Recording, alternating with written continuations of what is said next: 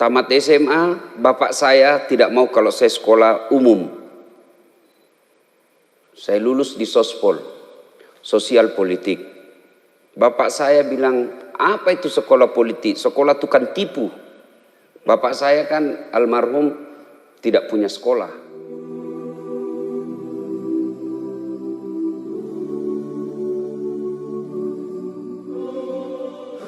Di kampung, saya mau masuk pesantren.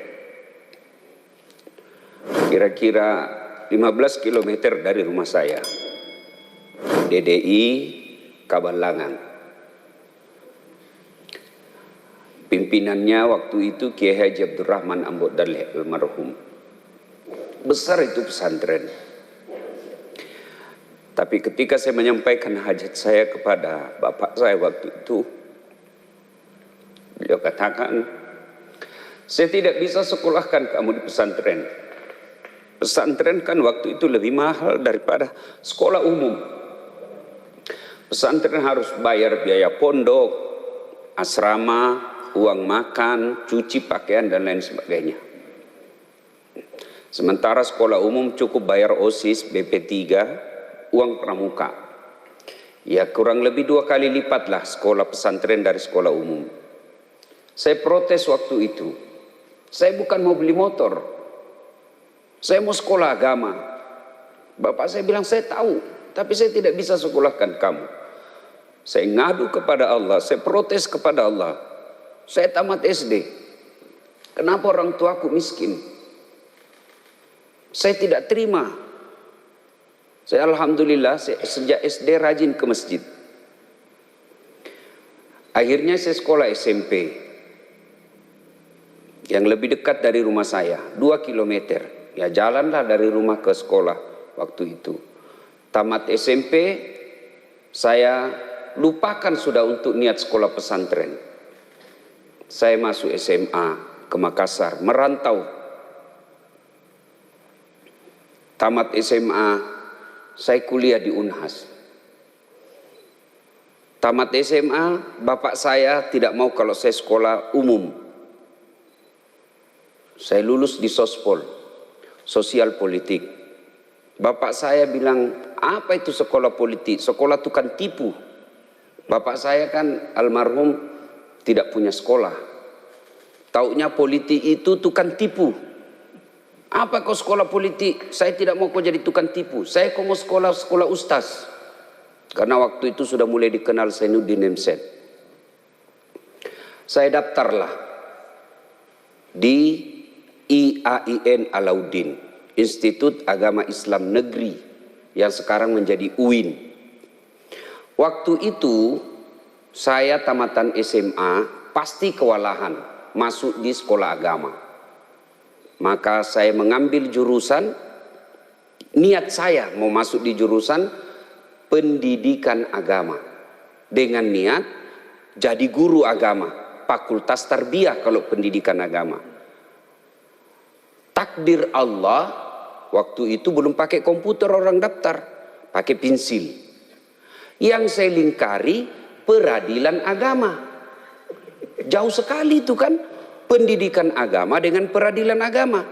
Pendidikan agama di tarbiyah, peradilan agama di syariah.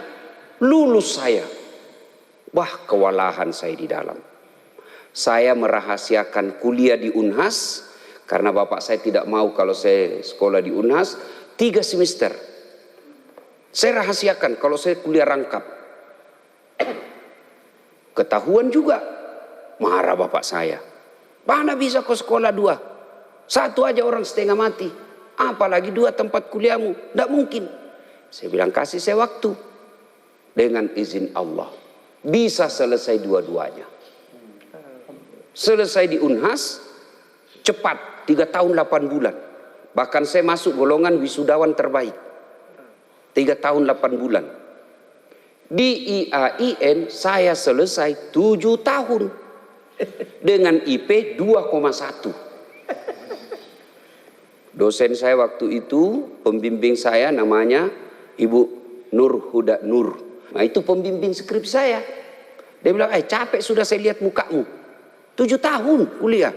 Teman saya sudah pada selesai, saya masih babak belur. Untung nggak di DO ya. Saya sudah mau di DO waktu itu Pak Kiai. Sudah dikasih surat mau DO. Sama dekan saya namanya almarhum Profesor Dr. Basok Midong, ahli hadis. Mau dikasihlah saya surat DO. Masuklah saya di kamar dekan. Dilihat, Das Latif, bukan kamu yang selalu menulis di harian Fajar. Saya selalu menulis opini, rubrik opini. Saya, Ustadz, di situ tertulis penulis adalah mahasiswa pasca sarjana Unhas. Saya iya, saya pasca sarjana di Unhas sekarang S2. Bagaimana caranya? Nah, kau belum selesai. Saya bilang saya sudah selesai di Unhas. Sebenarnya saya bukan goblok. Saya bilang gitu. Saya tidak selesai di sini bukan karena saya goblok, cuma karena waktu saya kurang. Karena saya kuliah juga di Unhas. Oh, dia terharu. Dikasihlah saya waktu untuk menyelesaikan mata kuliah yang tertinggal. Hampir 20 mata kuliah. Dikasih saya 4 bulan. Alhamdulillah selesai juga. Selesai S2. Ambil lagi S3. Diangkat jadi dosen. Alhamdulillah. Dengan izin Allah, tanpa sekolah di pesantren, bisa menjadi penceramah. Alhamdulillah. Sementara sepupu saya yang dulu jadi kuliah di sekolah di pesantren, sekarang jadi penjual kayu. Malah ada lagi yang tidak jelas kerjanya, yang pesantren. Kenapa? Karena orang tuanya yang mau kalau anaknya pesantren. Saya alhamdulillah, saya yang mau sekolah agama. Meskipun tidak mondok, bisa menjadi penceramah. Ya, makanya adik-adik sekalian, setiap saya melihat adik-adik sekolah di pondok, saya terharu. Kalian harus bersyukur. Tidak semua orang diberi nikmat oleh Allah seperti kalian. Coba, jam berapa sekarang? Jam 5, hampir jam 5. Umur-umur seperti kalian semua di kota, di luar, belum bangun, masih tidur. Pun kalau mereka bangun, apa ngambil Quran, apa ngambil zikir, apa ingat Allah, apa memuji Allah? Tidak, ngambil handphone, chatting, hai, beleng-beleng. Coba, alhamdulillah, kalian nanti selesai ini sarapan. Hakul yakin sarapanmu halal. Bukan hasil korupsi orang makan di sini. Bukan hasil sogok. Bukan hasil nipu. Halal 100% yang kalian makan. Coba, sudah makan, bercengkrama lagi sama teman. Mana ada temanmu di sini yang jahat? Temanmu di sini penghafal Quran. Temanmu di sini belajar agama. Bukankah 7 golongan di padang mahsyar kelak yang dilindungi oleh Allah? Satu di antaranya mereka yang bertemu dan berpisah karena Allah, bukan karena sinetron. Bukan berpisah dan bertemu karena sepak bola. Bukan berpisah dan bertemu karena kampanye, tapi berpisah dan bertemu, berpisahnya karena Allah. Kalian semua lagi. Tapi di pondok kan tidak enak, Ustaz. Makan tempe. Sate, sayur tempe. Sate, sayur tempe. Masih mau tidur dibangunkan. Pak, pak, pak. Iya toh? Bang. Iya kan? Tapi jangan putus asa. Rhoma Irama berkata, berakit-rakit dahulu, berenang-renang ke tepian, sakit-sakit dahulu, susah-susah dahulu, lalu kemudian berbahagia. Itu kata lagu. Itu lagu saya waktu kecil. Ya toh? Sekarang lagunya anak-anak, putar ke kiri nona, putarlah ke kiri.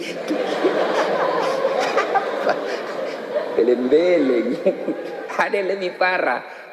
Ibu-ibu di depan, 1, 2, bapak-bapak di belakang, 3. Pernah hancur. Kalau kita lagu-lagu kan, ya apa haram lagu? Tidak, tergantung lagunya. Kalau lagunya nasihat, ya bolehlah. Orang kaya, orang miskin, raja-raja, rakyat biasa, hai, mati. Nggak ada berani. Semua mati. Lagu-lagu seperti itu boleh. Yang tidak boleh itu ya lagu-lagu jorok. Pulang-pulangku berbadan 2. Wih, hamil dia pulang.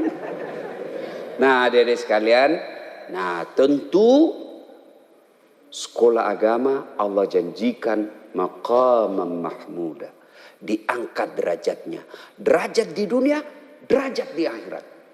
Maka adik-adik sekalian, kalian harus bersyukur kepada Allah bisa mondok, manfaatkan dengan baik.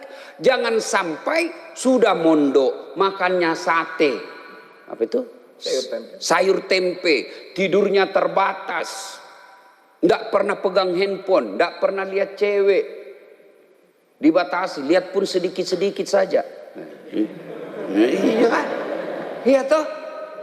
Kalau kalian sudah tidak serius pula sekolah, tidak menguasai kitab, lalu apa yang kalian mau banggakan ke luar nanti? Teman-temanmu di luar, oh dia enak tidurnya, dia ke mall, naik sepedaan, ya. Bajunya enak yang dia mau pakai, makannya nyaman, meskipun nanti belum tentu masa depannya baik. Tapi paling tidak dia sudah nikmati kebebasan sebagai anak remaja. Tapi kalau kalian sudah di sini, di pondok sini, lalu keluar tidak menguasai kitab, waduh. Orang akan jadikan contoh, ngapain kau sekolah pesantren itu? 6 tahun sekolah di pesantren, pengangguran. Jadi angkat marwah ini pesantren. Saya anak santri, saya pemimpin masa depan, saya santri, saya pengusaha masa depan, saya santri, saya jadi ulama masa depan. Itu.